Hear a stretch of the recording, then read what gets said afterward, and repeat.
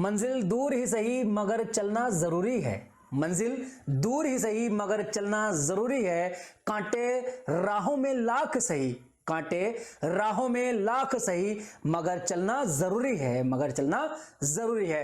स्वागत है आप सभी का आपके अपने परिवार शिक्षा एम्पायर यूजीसी नेट में। तो कैसे हैं आप सभी, जल्दी से कमेंट करें, बताएं जरा।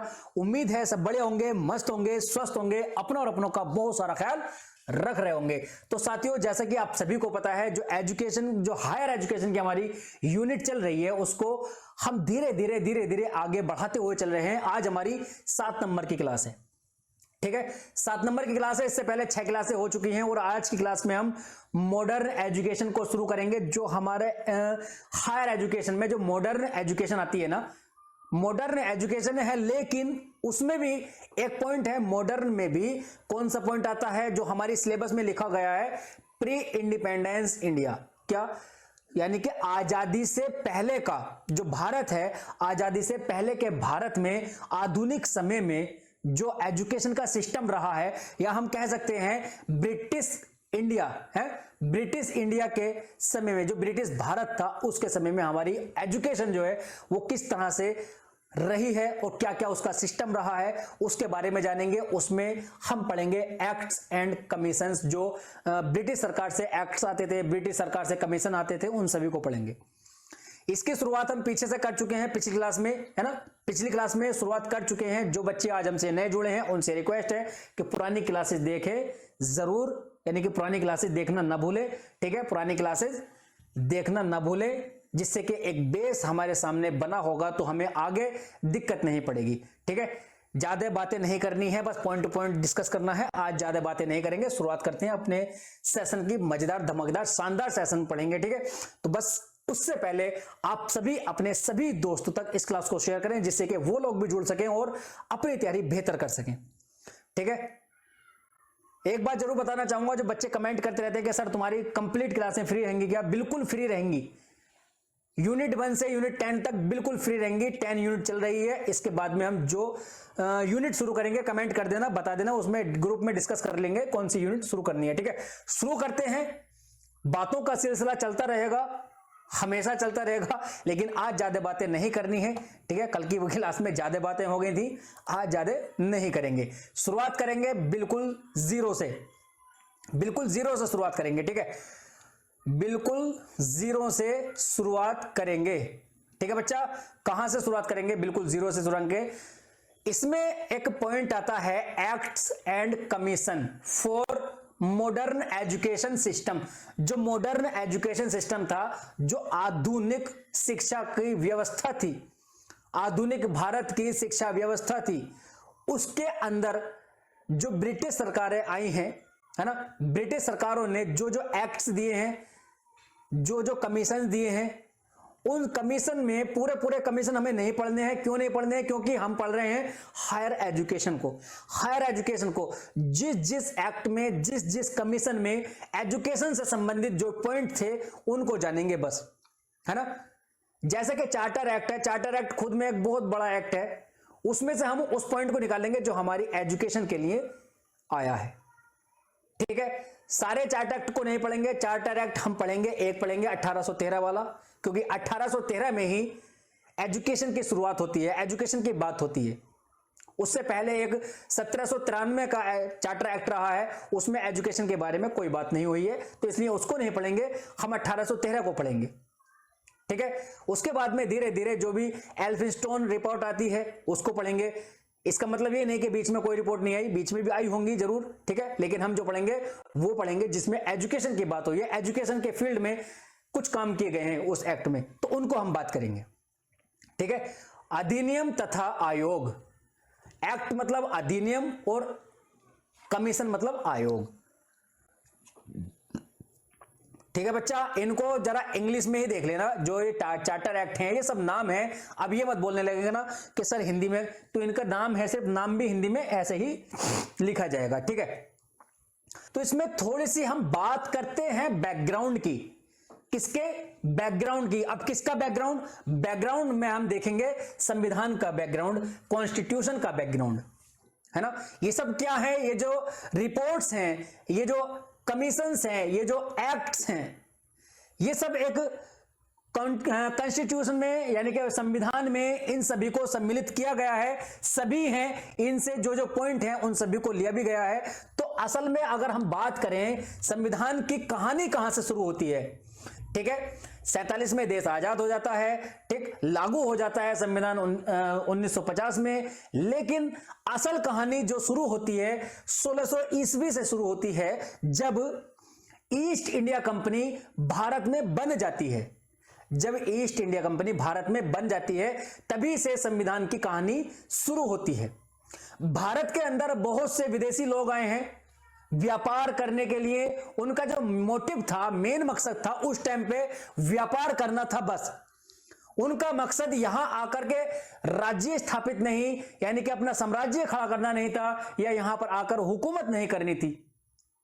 उनका एक मकसद था कि भारत में जाना है और व्यापार करना है। बहुत से विदेशी लोग आए, जैसे कि इंग्लैंड के यानी कि ब्रिटिश आए, डच के लोग आए, फ्रांस के आए, पुर्तगाली आए, है ना, ये सभी आए। अब बात करते हैं डच और ब्रिटिश की। पहले सबसे पहले बात करेंगे डच और ब्रिटिश की।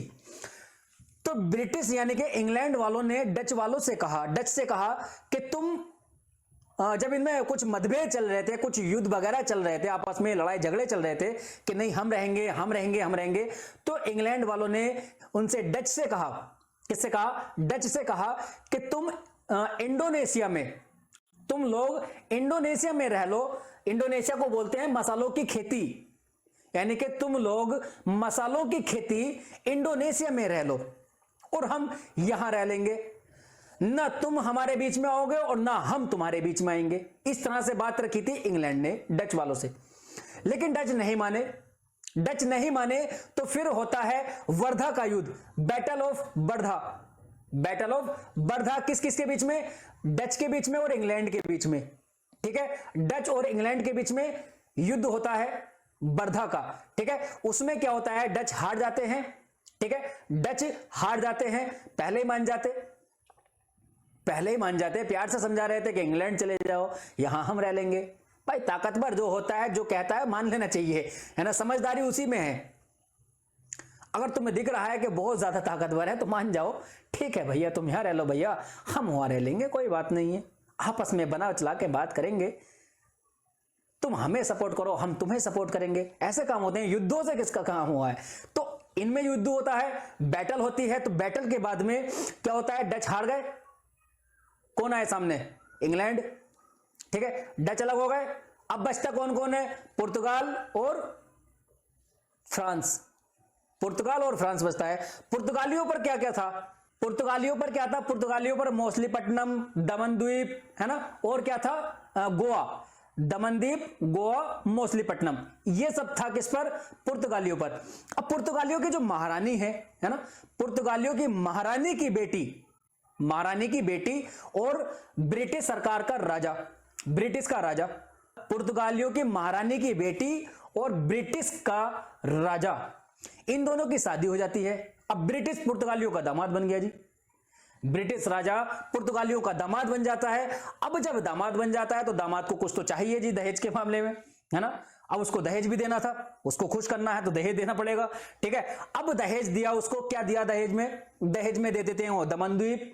दमनद्वीप किसको दे देते हैं, ब्रिटिश को दे देते हैं दहेज में, किसको, दामाद को अपने, ठीक है। और मछलीपट्टनम किसको दे देते हैं, दामाद को दे देते हैं, ब्रिटिश को दे देते हैं। बचा खुचा पुर्तगालियों पर क्या बचता है, पुर्तगालियों के पास रहता है सिर्फ गोवा, क्या रहता है, गोवा। तो पुर्तगालियों के पास सिर्फ गोवा बचता है, बाकी चीजें फिर से किनके पास आ गई, ब्रिटिश के पास आ गई। तो बड़ा क्षेत्र किसके पास था, बड़ा क्षेत्र हो गया इंग्लैंड के पास, ब्रिटिश के पास। डच को हरा दिया, डच को अलग कर दिया, चलो निकलो तुम यहां से, ठीक है। और पुर्तगालियों से रिश्ता जोड़ लिया, ससुराल बना ली, ठीक है। तो उसको दहेज में मिल गया मछलीपट्टनम और दमनद्वीप। ससुराल के पास में एक छोटा सा क्षेत्र बचता है गोवा।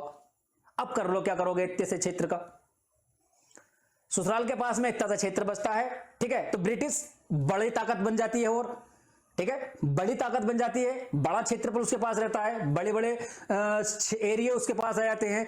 अब बचते हैं फ्रांस, है ना, फ्रांस बचते हैं, तो क्योंकि पुर्तगाल की तो ताकत वैसे ही खत्म, पुर्तगाल की ताकत वैसे ही खत्म। दामाद कौन है, सामने वाला कौन हो गया, यानी सामने जो दुश्मन था वो कौन बन गया, दामाद बन गया। अब उससे युद्ध वैसे नहीं कर सकते। बाकी जो रियासतें थी वो उसको दे देते हैं, बचती है छोटी सी रियासत, उसका लेकर क्या करेंगे। अब उनकी ताकत वैसे खत्म। ठीक, बचता है आप सामने फ्रांस। फ्रांस अपने आप में बहुत बड़ी ताकत थी। फ्रांस और इंग्लैंड का बहुत पहले से, यानी कि यूरोप से ही उनका युद्ध चलते आ रहे थे। फ्रांस के और इंग्लैंड के बीच में बहुत पुरानी दुश्मनी थी, बहुत पुराने, एक दूसरे के जानी दुश्मन कहते हैं ना, जानी दुश्मन थे फ्रांस और इंग्लैंड। उनके बीच में 3 कार्नेटिक युद्ध होते हैं। कौन से होते हैं, कार्नेटिक युद्ध। अब कार्नेटिक युद्ध कौन कौन से होते हैं ये इतिहास का विषय है, यहां पढ़ने की उनमें आवश्यकता नहीं है, बस इतना समझ लो कि 3 होते हैं। ठीक है, उसके बाद में फिर यहां पर एक होता है, इसी दौरान में वोंडिवोश का युद्ध होता है फ्रांस और इंग्लैंड के बीच में। किसका, वोंडिवोश का युद्ध। अब वोंडिवोश के युद्ध में फ्रांस भी हार जाते हैं जी। बचा कौन, इंग्लैंड। इंग्लैंड यानी कि ब्रिटिश एक बहुत बड़ी ताकत बन जाती हैं। यहां पर उनका पूरी तरह से राज्य स्थापित हो जाता है, यानी कि हुकूमत हो जाती है। ठीक है, अब बात करते हैं थोड़ी सी और पीछे। जो इंग्लैंड है, इंग्लैंड की निगाह जहांगीर के समय से ही भारत पर थी कि भारत से हम व्यापार करेंगे।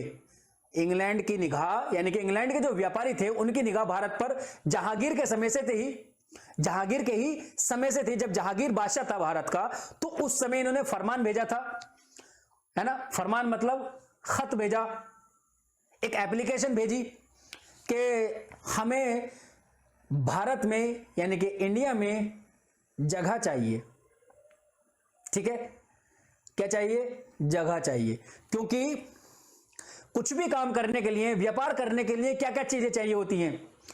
सामान चाहिए होगा, जो जरूरत का सामान होगा, कच्चा माल चाहिए होगा, कोई चीज हमें बनानी है तो उसका कच्चा माल, रॉ मटेरियल जिसको बोलते हैं, कच्चा माल रॉ मटेरियल हो चाहिए। ठीक है, वो चाहिए। और क्या चाहिए जी, जगह चाहिए, कोई भी व्यापार स्थापित करने के लिए, शुरुआत करने के लिए, स्टार्ट करने के लिए। ठीक है, अब उन लोगों के पास व्यापार, वो तो व्यापारी थे, कच्चा माल उनके पास था, जरूरत के सामान उनके पास थे, नहीं थी तो बस क्या नहीं थी, जगह नहीं थी भारत में उनके पास जगह नहीं थी जिससे कि वो अपना कारोबार, यानी कि अपना व्यापार शुरू कर सकें। उन्होंने जहांगीर को क्या भेजा, एक फरमान भेजा। यानी कि फरमान मतलब इसमें कोई रिक्वेस्ट मान लो, या फिर एक एप्लीकेशन मान लो, या अनुमति स्वीकृति पत्र मान लो, अनुमति पत्र मान लो। ठीक है, तो उसमें क्या होता है, जहांगीर उसको मना कर देते हैं। ठीक है, उसके बाद में धीरे धीरे तो 1717 में क्या होता है, 1717 में फारूक सियार उनको अनुमति दे देता है। फारूक सियार बोलते हैं ठीक है जी, आओ और अपना व्यापार शुरू करो। यानी कि फारूक सियार से उन्होंने बोला, इंग्लैंड वालों ने, कि हमें एक रिक्वेस्ट मांगी उन्होंने कि हमें भारत के अंदर दस्तक ड्यूटी की स्वीकृति दे दो, अनुमति दे दो। अब दस्तक ड्यूटी क्या होता है, दस्तक ड्यूटी होता है मतलब बिना टैक्स के व्यापार करना, है ना, बिना टैक्स के, उसमें टैक्स कोई नहीं होगा। ठीक है, टैक्स कोई नहीं होगा। तो फारूक सियार ने दस्तक ड्यूटी की अनुमति दे देता है। उसके बाद में ये अपना कारोबार स्थापित करते हैं, बंगाल में होता है। ठीक है जी, उसके बाद में धीरे धीरे ये पूरे तरह से, एक अच्छी तरह से जिसको कहते हैं, है ना, अच्छी तरह से अपना एक हुकूमत, एक राज्य, अपना व्यापार स्थापित कर लेते हैं। जब इनके काम चलते रहते हैं ऐसी धीरे धीरे, तो उसके बाद में क्या होता है, जब जनता इनके नीतियों से, इनकी कुरीतियों से परेशान होने लगती है, उसी समय में बंगाल का एक नवाब है, वो सामने आते हैं इनके विरोध में, यानी कि अंग्रेजों के विरोध में। एक बंगाल के नवाब आते हैं सिराजुद्दौला 1757 में। 1757 में नवाब सिराजुद्दौला इनसे युद्ध करने आते हैं। तो 1757 में प्लासी के युद्ध में नवाब सिराजुद्दौला ईस्ट इंडिया कंपनी से हार जाती है जी। ठीक है, ईस्ट इंडिया कंपनी से नवाब सिराजुद्दौला हार जाते हैं। तो पूरे बंगाल पर ईस्ट इंडिया कंपनी का क्या हो जाता है, आधिपत्य हो जाता है, यानी कि उसकी, उनकी हुकूमत हो जाती है। तो इसी तरह से धीरे धीरे ये पूरे क्षेत्र में क्या हो जाते हैं, अपना व्यापार स्थापित कर लेते हैं। अब जब इनका व्यापार हो जाता है, व्यापार के साथ में, व्यापार की आड़ में ये क्या करते हैं, हुकूमत करने लगते हैं, सरकार बनाने, अपनी हुकूमत करने लगते हैं, है ना। तो पता चलता है ब्रिटिश में पता चलता है कि लोग वहां व्यापार की आड़ में हुकूमत कर रहे हैं। तो हुकूमत कर रहे हैं तो उनसे क्या करते हैं, उनको मतलब उनको बुलाते हैं, बुलाने के बाद में उनसे बात करते हैं। उनकी जो हुकूमत थी, जो व्यापारी लोग हुकूमत कर रहे थे, उस हुकूमत को फिर ब्रिटिश सरकार अपने अंडर में ले लेती है। उनसे कहती है कि तुम सिर्फ व्यापार करो, बाकी काम हम करेंगे। मतलब हुकूमत बनाई किसने, व्यापारियों ने। पहुंच किस पर गई, ब्रिटिश सरकार पर। फिर काम शुरू करती है ब्रिटिश सरकार। तो इस तरह से ब्रिटिश सरकार जब काम शुरू करती है, जब हुकूमत शुरू कर लेती है, तो उसमें पहला एक्ट पारित होता है। कौन सा, रेगुलेटिंग एक्ट। क्या होता है, रेगुलेटिंग एक्ट। पहला, सबसे पहला रेगुलेटिंग एक्ट आता है। तो सबसे पहला रेगुलेटिंग एक्ट जो आता है, उसके अंदर ब्रिटिश सरकार 3 प्रेसिडेंसी बनाती है। क्या, एक तो बंगाल प्रेसिडेंसी, बॉम्बे प्रेसिडेंसी और मद्रास प्रेसिडेंसी। अब इसमें सबसे उच्चतम स्थान किसको दिया गया, बंगाल को। मुंबई और मद्रास बंगाल के अंदर में काम करेंगे, ठीक है। उसके बाद में धीरे धीरे धीरे धीरे जो बात चलती है, फिर पिट्स इंडिया एक्ट आता है 1784 में, ठीक है। 1784 में एक्ट आता है, उसमें भी एजुकेशन की बात नहीं हुई है, पिट्स इंडिया एक्ट में भी। उसके बाद में आता है charter act. First charter act आता है 1793 में। पहला चार्टर एक्ट 1793 में आता है, दूसरा आता है 1813 में, और 1813 से ही हम अपनी यहां पर बात शुरू करेंगे। कहानी किस्सा समझ में आया हो तो लाइक कमेंट जल्दी करो जरा। शुरू करते हैं यहां से। एक डायग्राम की तरह से हम पहले इनको देख लेते हैं सभी को, कि 1813 में चार्टर एक्ट 1813 में आता है। पहले यहां से शुरू करते हैं। पहली बार यहां इसमें शुरू बात होती है एजुकेशन की। उसके बाद में 10 साल बाद आता है एल्फिंस्टोन रिपोर्ट, जो कि 1823 में, ठीक है। और उसी साल यानी कि सेम ईयर 1823 में ही जनरल कमेटी 1823 में, जिसको general committee on public instructions बोला गया है, ठीक है। उसके बाद में 12 साल बाद मैकलेज मिनट 1835 में, ठीक है। 19 साल बाद Woods dispatch act 1854, very most important act, सबसे बड़ा, पढ़ेंगे भी इसको, सबसे ज्यादा काम भी किया है एजुकेशन पे, इसको बहुत अच्छे से पढ़ेंगे, ठीक है। फिर आते हैं जी 28 साल बाद 1882 में क्या, हंटर कमीशन। फिर आता है जी यूनिवर्सिटी कमीशन। क्या आता है, यूनिवर्सिटी कमीशन 1902 में। क्या, 1902 में। फिर उसके बाद में नेशनल काउंसिल ऑफ एजुकेशन आता है जी 1905 में, ठीक है। उसके बाद में रिजोल्यूशन ऑन एजुकेशन पॉलिसी 1913, ठीक है। Sadler commission 1917। फिर आते हैं हाटोक कमीशन 1929, सप्रू कमेटी 1934। फिर सार्जेंट रिपोर्ट। फिर आते हैं जी वर्धा कमेटी 1937। फिर आता है जी एबॉट वुड, नहीं ये तो गलती हो गई यहां से, यानी कि सप्रू कमेटी है ना।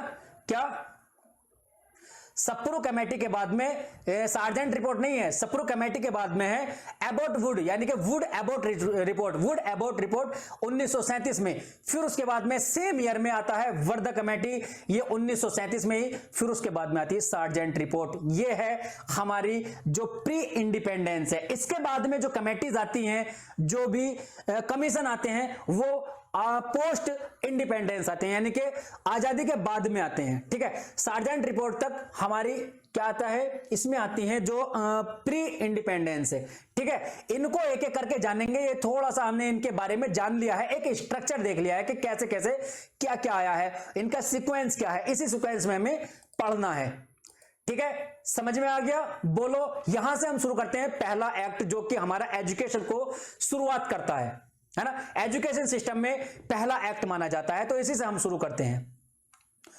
तो इससे हम क्या शुरू करेंगे, देखो, चार्टर एक्ट 1813। जैसा कि मैंने अभी बताया था कि पहला चार्टर एक्ट जो था वो सन 1793 यानी कि 1793 में पहला चार्टर एक्ट आता है। टोटल एक्ट आते हैं 4, टोटल एक्ट 4 आते हैं। यहां देखो चार्टर एक्ट 1793 में आने शुरू हुए थे। पहला जो आया था वो 1793 में था। ठीक है जी, टोटल है 4, 1793, 1813 और 1833, 1853। इनमें कॉमन बात क्या है याद रखने के लिए? एक याद रख लो, बस एक याद रख लो, पहला वाला। उसके बाद में 20-20 साल जोड़ दो, सब में 20-20 साल जोड़ दो, तुम्हारे निकल आएंगे। 1793 प्लस 20 साल करोगे तो क्या आएगा? 1813। ठीक है जी, 1813 प्लस 20 साल करोगे तो 1833, 1833 प्लस 20 साल करोगे 1853। तो 20-20 साल। पहला जो था 1793 में सिर्फ इतना था कि ये पहला चार्टर एक्ट है और इसमें यह कहा गया था कि हर 20 साल में इसको रिन्यू किया जाएगा, इसको बदला जाएगा। ठीक है, उसके बाद में आता है 1813 वाला दूसरा एक्ट है। ठीक है, 1813 वाले में पहली बार एजुकेशन के लिए बात की गई है। ठीक है, तुमसे अगर पूछा जाए कि चार्टर एक्ट में पहली बार कौन से वाले में बात की गई है एजुकेशन के बारे में, या फिर सीधा सीधा तुमसे कहने लगे कि एक्ट्स में या कमीशंस में किसमें सबसे पहले, सभी को मिलाकर के अगर सभी को कहे कि सबसे पहले एजुकेशन की बात कौन से एक्ट में हुई है, तो कह सकते हो चार्टर एक्ट 1813 में। किसमें? चार्टर एक्ट 1813 में। ठीक है बच्चा, किसमें? चार्टर एक्ट 1813 में। समझ में आ रहा है? बोलो, समझ में आ रहा है ना? ठीक है, तो लाइक शेयर सब्सक्राइब जल्दी से जल्द कर दो, अपने सभी दोस्तों तक इस क्लास को शेयर करो ताकि वो लोग भी जुड़ सकें, जिनको नीड हो, जो पढ़ना चाहते हो बेहतर से बेहतर कंटेंट, तो वो हमारे साथ जुड़ सके और तुम्हारे खुद का, तुम्हारा अपना परिवार शिक्षा एम्पायर यूजीसी नेट परिवार बहुत ज्यादा बड़ा हो सके। जितना ज्यादा परिवार बड़ा होगा, खुशी तुम्हें भी होगी, खुशी मुझे भी होगी, क्योंकि हर किसी को बड़ा परिवार अच्छा लगता है। ठीक है, तो पहली बार जो बात हुई है एजुकेशन की वो चार्टर एक्ट 1813 में। इसमें क्या क्या बातें हुई हैं? इसमें सबसे पहली बार 1 लाख रुपए एजुकेशन के लिए 1 लाख रुपए देने की बात हुई है। यानी इसमें कहा गया है कि एजुकेशन के लिए, एजुकेशन के क्षेत्र में 1 लाख रुपए लगाए जाएं। ब्रिटिश सरकार की तरफ से यह कहा गया, जो कि अगले 10 साल तक भी नहीं यूज हुए थे। अगले 10 साल तक भी इन 1 लाख रुपए का कहीं भी यूज नहीं हुआ था। असल में क्यों शुरुआत होती है, क्यों एजुकेशन में क्यों काम करना चाहते हैं? क्योंकि इन्हें अपनी सरकार को चलाने के लिए कुछ ऐसे लोग चाहिए थे जो कि रंग में और खून में तो भारतीय हो, है ना, कलर हो उनका ब्लड, कलर और ब्लड में वो क्या हो, इंडियंस हो, लेकिन विचारों से, सोच से, यानी कि उनकी थिंकिंग, है ना, उनकी थिंकिंग क्या हो, वो ब्रिटिश हो, क्या हो, वो क्या हो, ब्रिटिश हो, अंग्रेजी हो। तो इसलिए वो चाहते थे कि एजुकेशन में काम किया जाए। किसमें? एजुकेशन में काम किया जाए, एजुकेशन में बढ़ावा दिया जाए, भारतीय लोगों को एजुकेट किया जाए और उनसे काम कराया जाए, क्योंकि यहां के सिस्टम को वो अच्छे से जान सकते हैं और फिर हम उनको इस तरह से पढ़ाएंगे ताकि उनकी सोच, उनकी थिंकिंग अंग्रेजी बने। खून से वो भारतीय हो, सोच और उनके रंग से यानी कि कलर से भारतीय हो, लेकिन उनकी सोच, उनकी थिंकिंग क्या हो, अंग्रेजी हो। ऐसे लोगों को उनको प्रिपेयर करना था, इसलिए उन्होंने एजुकेशन में काम किया। तो एजुकेशन जब उन्होंने शुरुआत की एजुकेशन की अच्छे से, ठीक है, शुरुआत वो कर रहे हैं तो वो अपने हिसाब से ही काम करेंगे, अपने हिसाब से पढ़ाना चाहेंगे। ठीक है, उसके बाद में ईस्ट इंडिया कंपनी के व्यापार, ठीक है, ईस्ट इंडिया कंपनी के व्यापार एकाधिकार को समाप्त किया। यानी कि ईस्ट इंडिया कंपनी के व्यापार एकाधिकरण को, क्या है यहां देखो व्यापार एकाधिकरण आएगा, क्या आएगा, व्यापार एकाधिकरण। यानी कि चार्टर एक्ट 1813 में क्या बात आती है? एक बात तो यह होती है कि इसमें एजुकेशन के लिए 1 लाख रुपए देने की बात की गई है, जो कि अगले 10 साल तक भी यूज नहीं किए जाते हैं। ठीक है, उसके बाद दूसरी बात क्या आती है जो कि एजुकेशन से हटके है, वो क्या बड़ा पॉइंट इसमें कि ईस्ट इंडिया कंपनी के व्यापार एकाधिकरण को समाप्त किया। व्यापार एकाधिकरण का मतलब है कि जो व्यापार का मतलब, उन्होंने क्या कहा कि जो व्यापार हो रहा है ना, जो तुम भारत से व्यापार कर रहे हो, भारत के लोगों से, भारत के किसानों से, है ना, उनसे जो भी तुम व्यापार कर रहे हो, उसमें एकाधिकरण नहीं होगा, यानी कि एक का ही अधिकरण नहीं होगा। खाली सिर्फ व्यापारों का ही अधिकरण नहीं होगा, सरकार का भी अधिकरण होगा इसमें, है ना। लेकिन जो चाय की खेती है, चाय की खेती और चाइना का व्यापार, चाय की खेती और चाइना का जो व्यापार है उस पर किसका होगा? ईस्ट इंडिया कंपनी का ही अधिकार होगा, ईस्ट इंडिया कंपनी का ही एक अधिकार होगा।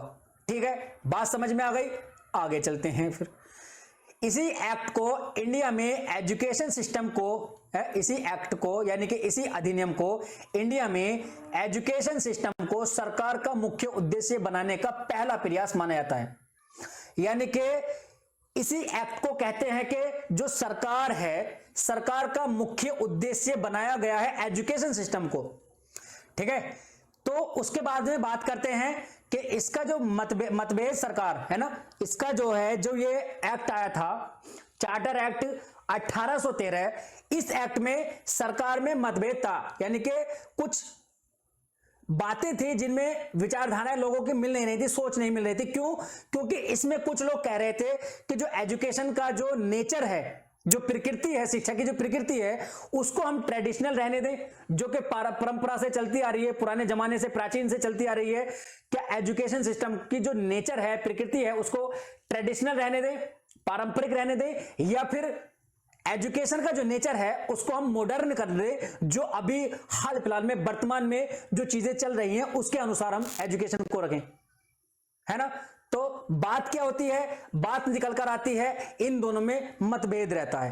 ठीक है, ये बात होती है यहां तक। ठीक, बात करें आगे फिर। इसमें इतना ही पॉइंट है, हमें सिर्फ वो पॉइंट लेने हैं जो एजुकेशन से संबंधित है। ऐसा नहीं है चार्टर एक्ट को अपने आप में बहुत बड़ा एक्ट है, हमें सिर्फ उन पॉइंटों को लेना है जो एजुकेशन से संबंधित हैं। हमें यहां पॉलिटी नहीं पढ़नी है, हिस्ट्री नहीं पढ़नी है। ठीक है, जब पॉलिटी पढ़ेंगे, जब हम पीपल एंड एनवायरनमेंट पढ़ेंगे, उसमें छोटा सा पॉइंट है, छोटा सा टॉपिक है पॉलिटी का, पॉलिटिकल साइंस, तो उसमें हम यहां उसको पढ़ लेंगे। ठीक है, बात करते हैं एल्फिंस्टोन रिपोर्ट। उससे आगे आती है एल्फिंस्टोन रिपोर्ट। ये कब आती है? उसके 10 साल बाद, 13 में, 1813 में चार्टर एक्ट, उसके बाद में 1823 में क्या? Elphinstone report. ठीक है, अब इसमें क्या होता है? It recommended the appointment of district examination officers, ठीक है, school supervisor and training to teachers.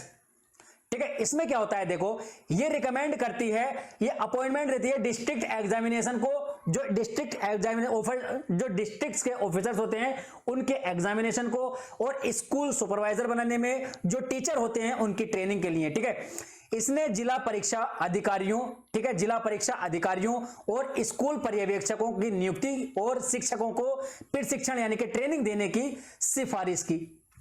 Elphinstone institution की स्थापना 1834 में बॉम्बे में की थी, जिसने उच्च शिक्षा के क्षेत्र में एक नए विकास की शुरुआत की।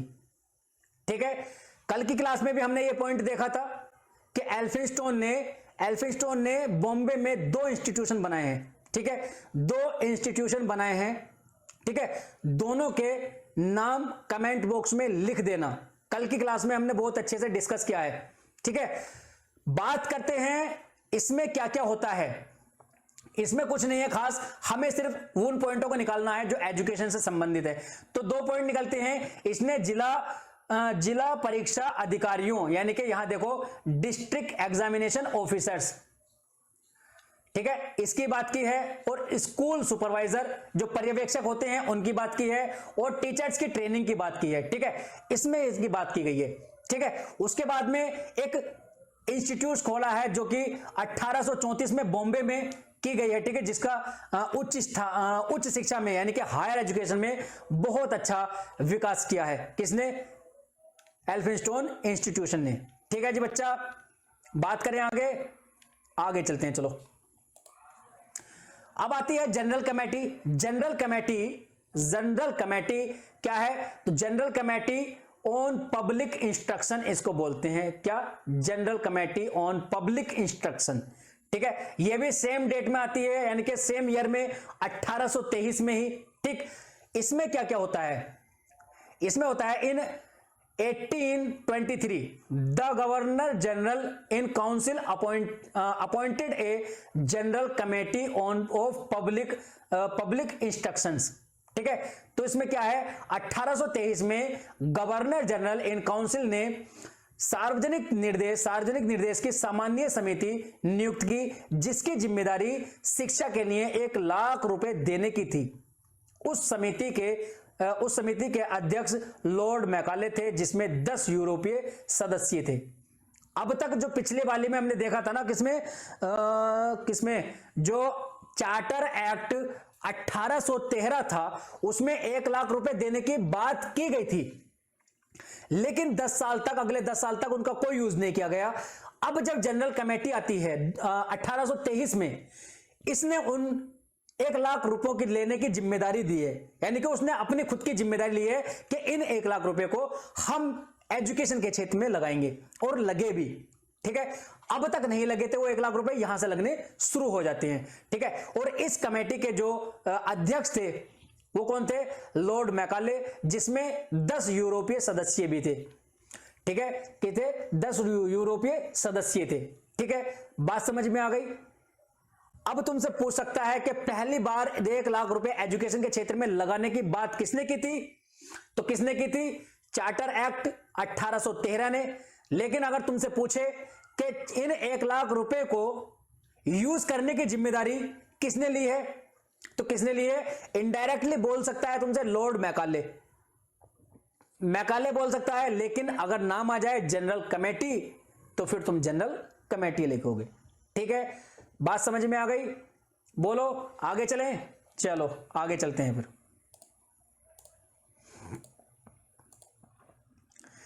अब आते हैं जी मैकालेज मिनट, है ना, इनका भी एक क्या आता है जी, रिपोर्ट आती है, मैकालेज रिपोर्ट भी बोलते हैं इसको, मैकालेज मिनट 1835, यानी कि ये कब आते हैं, 12 साल बाद। इनको अगर ऐसा याद रखोगे ना, कितने साल बाद कौन से आए, कितने साल बाद, तुम डेट नहीं भूलोगे।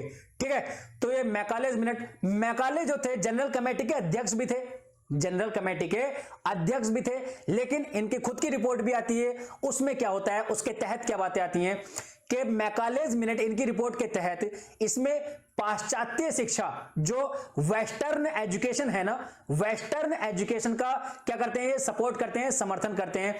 ठीक है, और ये समर्थन करते हुए एक प्रावधान किया कि सरकार के सीमित संसाधनों का प्रयोग पश्चिमी विज्ञान मतलब वेस्टर्न साइंस तथा साहित्य के अंग्रेजी में, साहित्य यानी कि लिटरेचर के इंग्लिश में अध्यापन हेतु किया जाए, यानी कि टीचिंग के लिए, स्टडी के लिए किया जाए।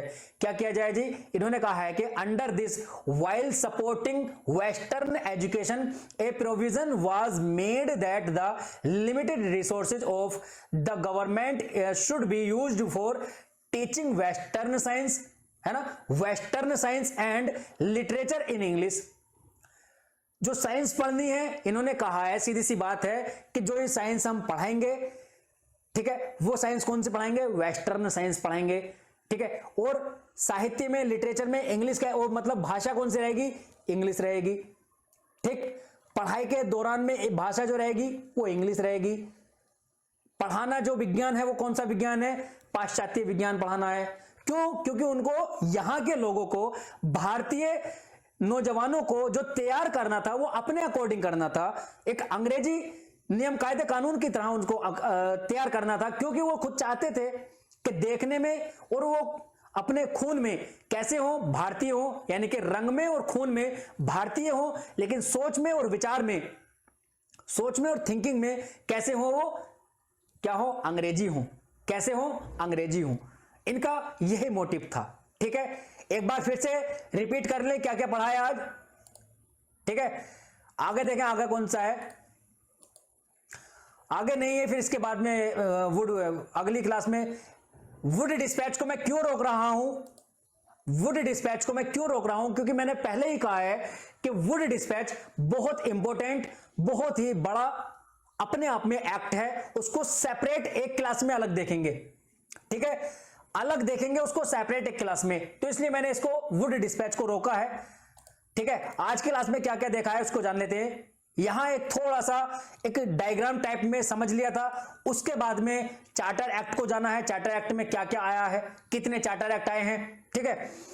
बात करते हैं एल्फिंस्टन रिपोर्ट की। इसके अंदर क्या क्या आया है, इसने क्या किया है, जिला परीक्षा अधिकारी जो होते हैं, जो डिस्ट्रिक्ट एग्जामिनेशन ऑफिसर होते हैं, उनकी शुरुआत की है, और स्कूल सुपरवाइजर की है, यानी कि जो स्कूल में पर्यवेक्षक होते हैं उनको, और टीचर ट्रेनिंग को शुरुआत किया है। किसने, एल्फिंस्टन रिपोर्ट ने, ठीक है। आगे चलते हैं, जनरल कमेटी की अध्यक्षता किसने की है, लॉर्ड मैकाले ने, और इसमें यूरोपीय 10 सदस्य और थे, 10 मेंबर्स और थे, ठीक है। इसने शुरुआत क्या किया है, इसने क्या है कि सार्वजनिक निर्देश की सामान्य समिति नियुक्त की, जिसमें जिम्मेदारी शिक्षा के लिए 1 लाख रुपए देने की। यानी कि जो 1 लाख रुपए की बात की थी देने की, किसने, चार्टर एक्ट 1813 ने, उसको 10 साल तक कहीं यूज नहीं किया गया। 10 साल बाद 1823 में जनरल कमेटी ने इसकी जिम्मेदारी ली है कि इन 1 लाख को हम यूज करेंगे, और यूज हुए भी हैं, ठीक है। बात करें आगे है मैकालेज मिनट मतलब इनकी खुद की रिपोर्ट है। इन्होंने अध्यक्षता जो की है वो जनरल कमेटी की तो की है, लेकिन अपनी खुद की रिपोर्ट में भी 1835 में क्या क्या कहा है, जो शिक्षा का तो तरीका रहना है वेस्टर्न रहना है, ठीक है जी। साइंस जो पढ़नी है वेस्टर्न साइंस पढ़नी है, और जो भाषा पढ़नी है, यानी कि जो भी हम सिलेबस को पढ़ेंगे, जो भी हम सब्जेक्ट को पढ़ेंगे, वो किस में पढ़ेंगे, इंग्लिश में पढ़ेंगे। क्योंकि इनका मोटिव था कि हमें जो व्यक्ति चाहिए, जो एम्प्लॉयज चाहिए, वो कैसे देखने में, यानी कि रंग में और खून में भारतीय हो, और सोच में, विचार में, थिंकिंग और थॉट उनके क्या हो, वेस्टर्न हो, क्या हो, अंग्रेजी हो, क्या हो, इंग्लैंडी ब्रिटिश हो, ठीक है। तो उनका ये मोटिव था, ठीक है बच्चा, समझ गए। बोलो, आज अपनी क्लास हम यहीं तक रखते हैं, ठीक है, यहीं तक क्लास रखेंगे। उम्मीद करता हूं क्लास बहुत अच्छे से समझ में आई होगी, ठीक है, बहुत अच्छे से समझ में आई होगी। और लाइक शेयर सब्सक्राइब जरूर कर देना, कमेंट करके बताना क्लास कैसे लगी। मिलते हैं अगले सेशन में, ठीक है। और अपने सभी दोस्तों तक इस क्लास को शेयर करें ताकि वो लोग भी अपनी तैयारी बेहतर कर सकें। मिलते हैं अगले सेशन में, तब तक के लिए हंसते रहें, मुस्कुराते रहें, अपना और अपनों का बहुत सारा ख्याल रखें। धन्यवाद, टेक केयर, बाय, जय हिंद।